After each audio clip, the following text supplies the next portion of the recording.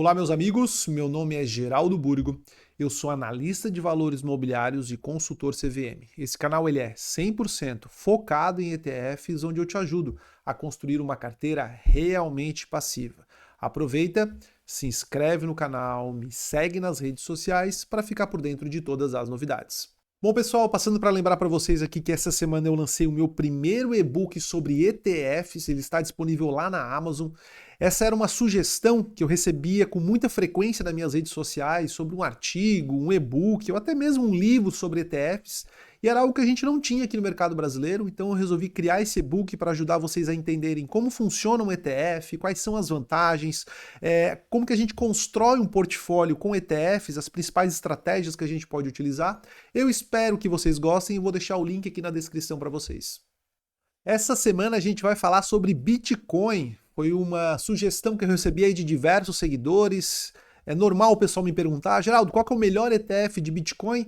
Então eu resolvi trazer aqui para vocês 4 ETFs disponíveis da B3, que tem como objetivo buscar uma exposição 100% ao Bitcoin, e vamos analisar aqui se realmente existe muita diferença entre esses ETFs, qual que tem a taxa de administração mais barata, qual que realmente é mais aderente ao preço do Bitcoin, e mais alguns detalhes aí que vocês vão curtir ao longo desse vídeo.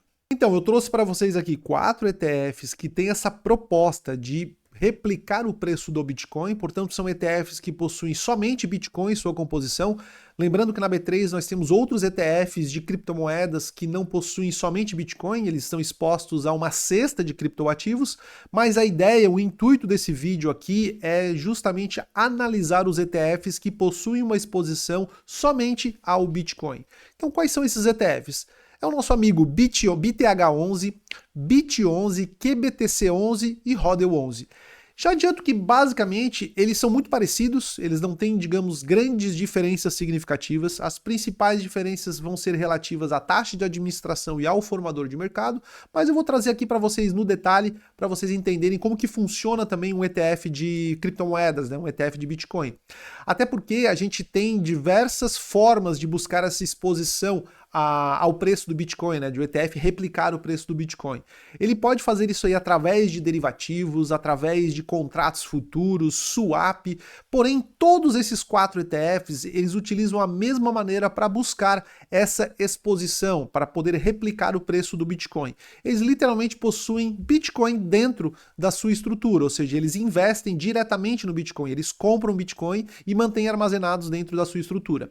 E o interessante é que os 4 ETFs, eles utilizam a mesma forma de armazenamento, ou seja, eles utilizam uma cold wallet, que seria basicamente uma carteira offline, uma carteira fria, que não está conectada na rede. Isso é bem interessante porque a gente sabe que já teve vários casos de corretoras que foram hackeadas e os hackers literalmente roubaram os bitcoins. Então esses 4 ETFs, eles têm basicamente o mesmo nível de segurança. Eles compram os bitcoins e armazenam numa cold wallet. Isso é um ponto importante, que é realmente um diferencial. Caso algum desses ETFs não tivesse esse nível de segurança, ele já estaria, digamos assim, com uma desvantagem em relação aos outros. Porém, todos eles possuem esse mesmo nível de segurança. A gente tem aqui, como eu falei para vocês, o BTH11, que é da Hashdex, o BIT11, que é do Itaú, o QBTC11, que é da QR Capital, e o HODL11, que é da Investo. Cada um segue um índice de referência diferente, então a gente vê que o BIT11 é um índice da Nasdaq, o BTH11 é um índice da Nasdaq, o BIT11 é um índice da Bloomberg, o QBTC é um índice da CME e o HODL11 é um índice da Market Vector. Todos eles possuem a mesma estratégia de buscar, né, de replicar esse preço do Bitcoin. Então a primeira diferença que a gente vê entre esses ETFs, como eu mencionei para vocês, é a taxa de administração. Tanto o BTH11 quanto o BIT11 e o QBTC11, eles possuem a mesma taxa de administração, 0,7% ao ano.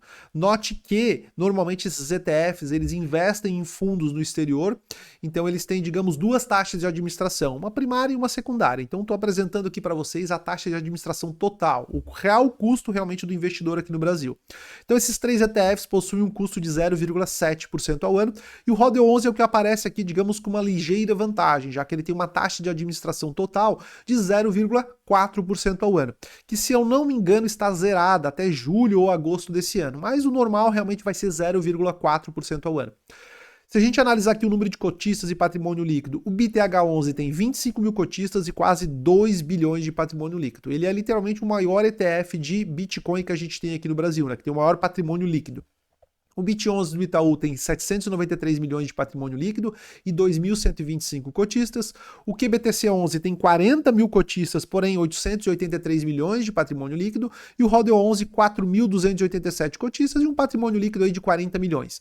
Isso porque ele foi criado esse ano. Vocês notarem aqui, ele é o ETF mais novo, foi criado em 4, foi listado, né, dia 4 de fevereiro de 2025. Então a gente tem um histórico até muito pequeno com relação a esse ETF. Todos os outros já têm um histórico um pouco maior. O QBTC11 lançado em junho de 2021, o BIT11 lançado em novembro de 2022 e o BTH11 lançado em agosto de 2021. Agora, uma outra diferença que a gente tem entre esses ETFs. O BTH11, o BIT11 e o QBTC11, todos eles utilizam o mesmo formador de mercado, que é essa Headlands Technology. Já o Hodl 11 utiliza um formador de mercado conhecido aqui no Brasil, que é o banco, né, o Banco BTG. Então a gente vê aqui que o Hodl 11 ele é o único que tem diferenças, digamos, mais significativas entre os outros 3 ETFs. Ele possui uma taxa de administração menor e possui um formador de mercado diferente. Como eu contei para vocês, todos esses ETFs utilizam basicamente a mesma estrutura, né? Eles investem em fundos no exterior e esses fundos no exterior possuem os bitcoins armazenados. O BTH11 é um fundo nas Ilhas Caimã, o BIT11 também é um fundo nas Ilhas Caimã. O QBTC11 não especifica muito bem qual é esse fundo, mas ele investe também através de um fundo fora do Brasil. E o Hodl 11 ele compra cotas de um ETF no exterior, que é o Hodl, que é um ETF da gestora Vanek, que hoje em dia é a controladora da gestora Investo aqui no Brasil. Então, com relação à custódia, como eu comentei com vocês, todos eles possuem, digamos, a mesma custódia, digamos assim, né? Eles utilizam a mesma estratégia de custódia, eles utilizam uma carteira, uma cold wallet, que é uma carteira fria, desconectada na rede, e coloca todos os ETFs com relação à segurança no mesmo padrão, digamos assim, né? Todos eles fazem o armazenamento aí através de dispositivos que estão desconectados da rede. Bom, dando sequência agora na análise, a gente vai observar agora o retorno acumulado desses principais ETFs. Já que eles possuem, digamos, características muito semelhantes, vamos observar se os formadores de mercado estão fazendo realmente um bom trabalho, se eles estão mantendo o preço do ETF, né, muito próximo ao preço do Bitcoin. Porém, aqui eu não consegui incluir nessa análise o ETF Hodl 11 porque ele foi criado agora, em fevereiro de 2025, a gente tem um intervalo muito curto de tempo. A gente não ia conseguir tirar grandes conclusões, mas os outros 3 ETFs, o BTH11, o BIT11 e o QBTC, a gente tem aí um histórico mais ou menos de 3 anos e meio e a gente consegue já avaliar alguma coisa para saber se realmente eles são eficientes, né? Se eles conseguem cumprir com eficiência essa proposta de replicar o preço do Bitcoin. Então, nesse gráfico aqui, a gente tem o retorno acumulado desde novembro de 2022, tá?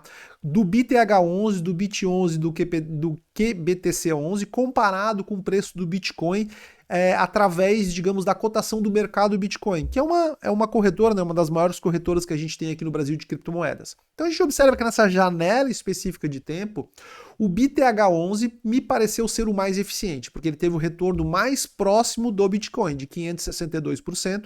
Depois veio o QBTC11, que teve 545%, e o BIT11, 520%.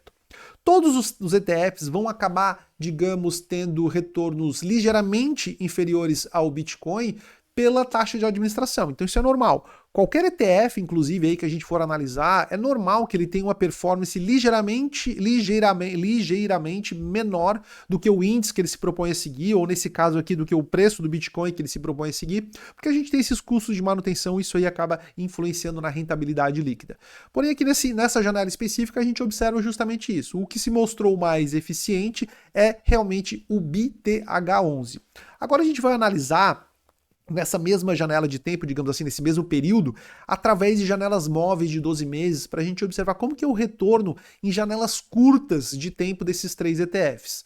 Quando a gente vê esse mesmo gráfico, porém agora através de janelas móveis de 12 meses, a gente observa algo interessante. O BIT11, que foi realmente o ETF que teve o menor retorno acumulado naquele período específico do gráfico anterior, a gente observa que ele é o ETF que mais se descola do preço do Bitcoin nessas janelas curtas de tempo. A gente observa aqui, ó, em maio, junho, julho de 2024, ele está muito abaixo do preço do Bitcoin e muito abaixo do preço, digamos, do valor da cota dos outros ETFs, né, do retorno dos outros ETFs. A gente observa o mesmo comportamento aqui em setembro, dezembro, novembro de 2024, aqui já no comecinho de 2025, né? Então a gente já meio que observa que realmente que o BIT11 parece ser o ETF que, digamos, que tem a menor eficiência em replicar o preço do Bitcoin. Tem algumas formas que a gente utiliza para calcular, digamos, essa eficiência dos ETFs. Eu vou trazer para vocês aqui dois indicadores, que é o tracking error e a aderência ao índice. Então, através desses indicadores, a gente realmente consegue avaliar qual que é o ETF mais eficiente, né? O que melhor consegue replicar o preço do Bitcoin. Quando a gente analisa o tracking error, que nada mais é do que ele mostra o quanto cada ETF oscila diariamente em relação ao preço do Bitcoin, a gente faz um cálculo utilizando o desvio padrão dos retornos diários, a gente observa que o ETF que possui o maior tracking error é justamente o BIT11. A gente vê aqui que ficou em 2,61. Já os outros dois ETFs, o BITH11 e o QBTC11, que tiveram um tracking error muito parecido. Então, realmente, por esse indicador de tracking error, a gente já observa que realmente o BIT11 ele não consegue replicar o preço do Bitcoin da mesma forma que os outros dois ETFs. Agora, analisando a aderência, que basicamente vai se diferenciar do tracking error, porque a aderência ela vai mostrar o quanto o ETF fica distante do preço do Bitcoin no dia a dia.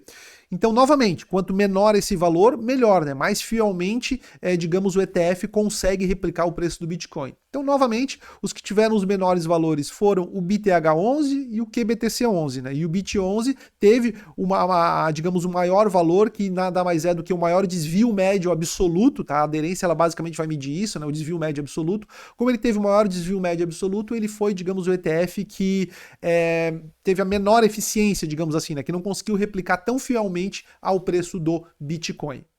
Então, qual a conclusão que a gente chega?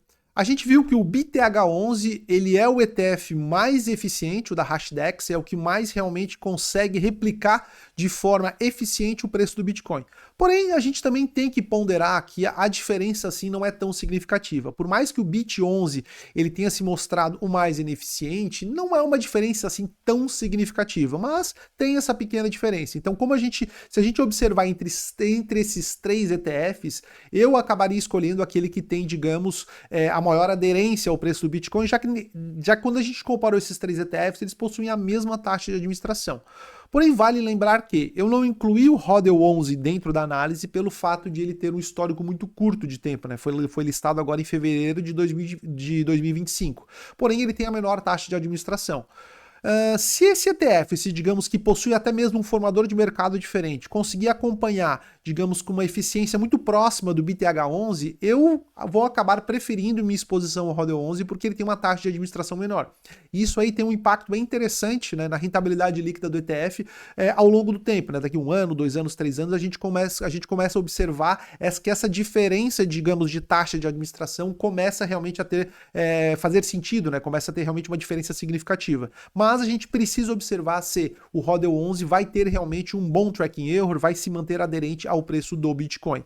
Mas analisando esses três ETFs que têm um histórico maior, o BITH11 foi o que teve a melhor aderência, digamos, ele conseguiu replicar mais fielmente ao preço do Bitcoin. Depois a gente teve o QBTC11 e por último o BIT11. Bom, meus amigos, esse era o vídeo que eu tinha para vocês dessa semana. Muitas pessoas tinham me pedido para fazer um vídeo com relação aos ETFs de Bitcoin, tá? Já saliento aqui para vocês que eu não sou especialista em criptomoedas, eu apenas sou um curioso no assunto e eu até faço uma provocação com vocês. Eu já li alguns livros com relação ao Bitcoin, gosto bastante, digamos, da teoria por trás do Bitcoin, só que eu acho interessante as pessoas que buscam essa exposição através dos ETFs. Eu sei que eu sou um defensor desse instrumento, né?